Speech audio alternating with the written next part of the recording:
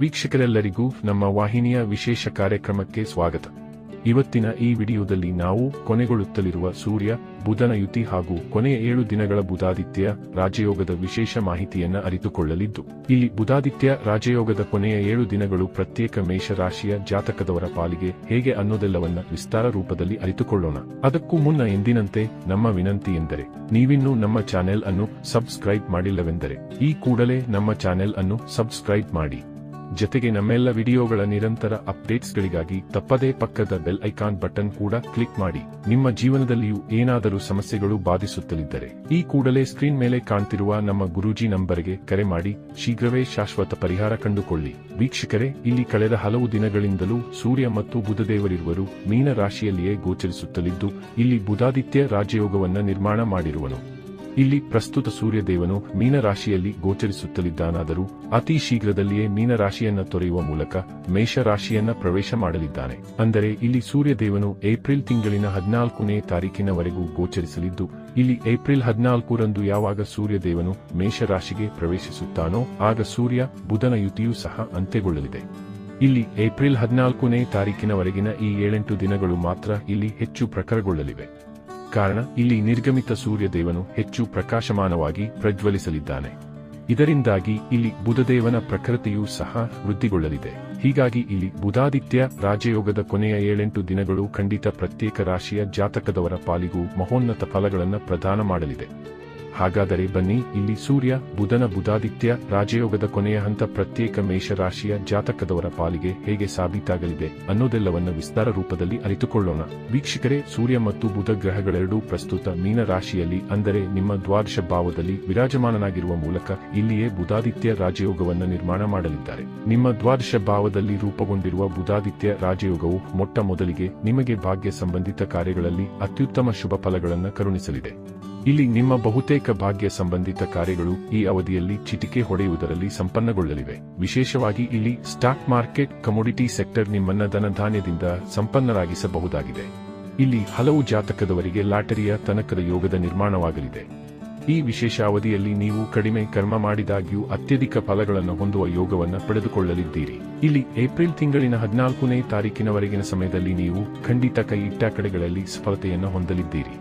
ಹಾಗೆ ಇಲ್ಲಿ accountancy, chartered accountant, ವಕೀಲರು, ಸಲಹೆಗಾರರು, ಗಾಯನ ಕ್ಷೇತ್ರದಲ್ಲಿ ತೊಡಗಿರುವ ಜಾತಕದವರು, ಹೊಲ ಮನೆಯಲ್ಲಿ ಕಾರ್ಯದಲ್ಲಿ ತೊಡಗಿರುವವರು ಸಹ ಅತ್ಯುತ್ತಮ ಫಲಗಳನ್ನು ಪಡೆದುಕೊಳ್ಳಲಿದ್ದಾರೆ. ಇಲ್ಲಿ ವ್ಯಾಪಾರ ಮತ್ತು ನೌಕರಿಯ ಕ್ಷೇತ್ರದಲ್ಲಿ ನಿಮಗೆ ಎಲ್ಲ ರೀತಿಯ ಸಹಕಾರವೂ ಕೂಡ ಖಂಡಿತ ಲಭಿಸಲಿದೆ. ಇಲ್ಲಿ ಬಹುತೇಕ ಕಡೆಗಳಿಂದ ಲಾಭದ ಪ್ರಾಪ್ತಿಯೂ ಕೂಡ ಉಂಟಾಗಲಿದೆ. ವ್ಯಾಪಾರ ಕ್ಷೇತ್ರದಲ್ಲಿ ನಿಮ್ಮ ವಾಣಿಯು ನಿಮ್ಮ ಗ್ರಾಹಕರನ್ನ ಆಕರ್ಷಿಸಲಿದೆ. ಜೊತೆಗೆ ಇಲ್ಲಿ ನೀವು ನಿಮ್ಮ ವಿಶೇಷ ಬುದ್ಧಿಶಕ್ತಿಯ ಪ್ರಯೋಗದಿಂದ ವಿಶೇಷ ಯೋಜನೆಗಳನ್ನು ಸಹ ಈ ಅವಧಿಯಲ್ಲಿ ಪಡೆದುಕೊಳ್ಳಲಿದ್ದೀರಿ. ಇಲ್ಲಿ ನಿಮಗೆ ವ್ಯಾಪಾರದ ವಿಸ್ತಾರ ಸಂಬಂಧಿಯೂ ಅವಕಾಶಗಳು ಲಭಿಸಲಿವೆ. ಈಗಿರುವ ವ್ಯಾಪಾರದೊಂದಿಗೆ ಹೊಸದೊಂದು ವ್ಯಾಪಾರದ ಪ್ರಾರಂಭ ಮಾಡಲು ಕೂಡ ಇಲ್ಲಿ ನಿಮಗೆ ಸಾಧ್ಯವಾಗಲಿದೆ. ಇದರ ಜೊತೆಗೆ ಇಲ್ಲಿ ನಿಮ್ಮ ಆಯಾವ ಯೋಜನೆಗಳು ಆರ್ಥಿಕ ಸಮಸ್ಯೆಯಿಂದ ನಿಂತುಕೊಂಡಿದ್ದವೋ ಅವುಗಳು ಕೂಡ ಈಗ ಸರಾಗವಾಗಿ ಮುನ್ನಡೆಯಲಿವೆ. ಈ ಎಲ್ಲದರ ಜೊತೆಗೆ ಈ ಅವಧಿಯಲ್ಲಿ ನಿಮಗೆ ನೌಕರಿಯ ಕ್ಷೇತ್ರದಲ್ಲಿಯೂ ಭರಪೂರ ಅವಕಾಶಗಳು ಲಭಿಸಲಿವೆ.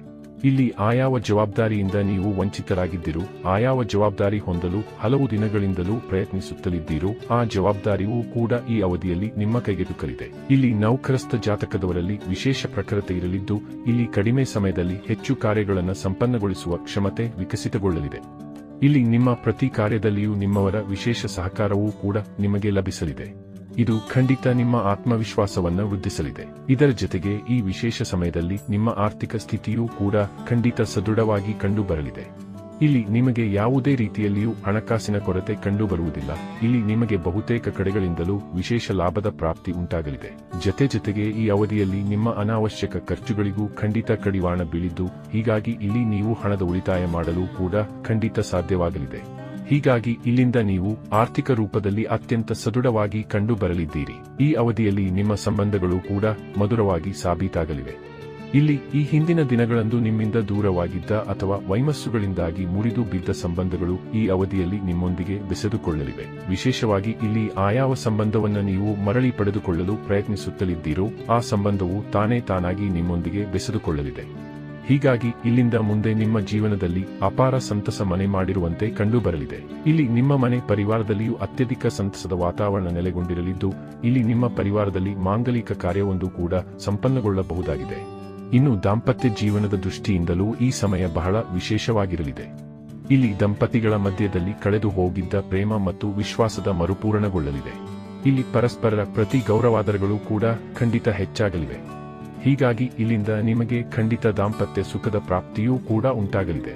ಒಟ್ಟಾರೆಯಾಗಿ ಇಲ್ಲಿ ಸೂರ್ಯ ಬುಧನ ಬುಧಾದಿತ್ಯ ರಾಜಯೋಗದ ಕೊನೆಯ 7-8 ದಿನಗಳು ನಿಮ್ಮ ಪಾಲಿಗೆ ಮಹಾಭಾಗ್ಯಶಾಲಿಯಾಗಿ ಸಿದ್ಧಗೊಳ್ಳಬಹುದಾಗಿದ್ದು, ಹೀಗಾಗಿ ಇಲ್ಲಿ ನೀವು ತಪ್ಪದೇ ಈ ಶುಭ ಸಮಯದ ಸದುಪಯೋಗ ಪಡೆದುಕೊಂಡು ಮುನ್ನಡೆಯಬೇಕು. ವೀಕ್ಷಕರೇ, ಸೂರ್ಯ ಬುಧ ಯುತಿಯಿಂದಾಗಿ ರೂಪುಗೊಂಡಿರುವ ಬುಧಾದಿತ್ಯ ರಾಜಯೋಗದ ಕೊನೆಯ ಹಂತದ ವಿಶೇಷ ಪ್ರಭಾವಗಳ ವಿಶೇಷ ಮಾಹಿತಿ ಇದಾಗಿದ್ದು, ಈ ಮಾಹಿತಿ ನಿಮಗೆ ಇಷ್ಟವಾದರೆ ವಿಡಿಯೋವನ್ನು ಲೈಕ್ ಮತ್ತು ಶೇರ್ ಮಾಡಿ.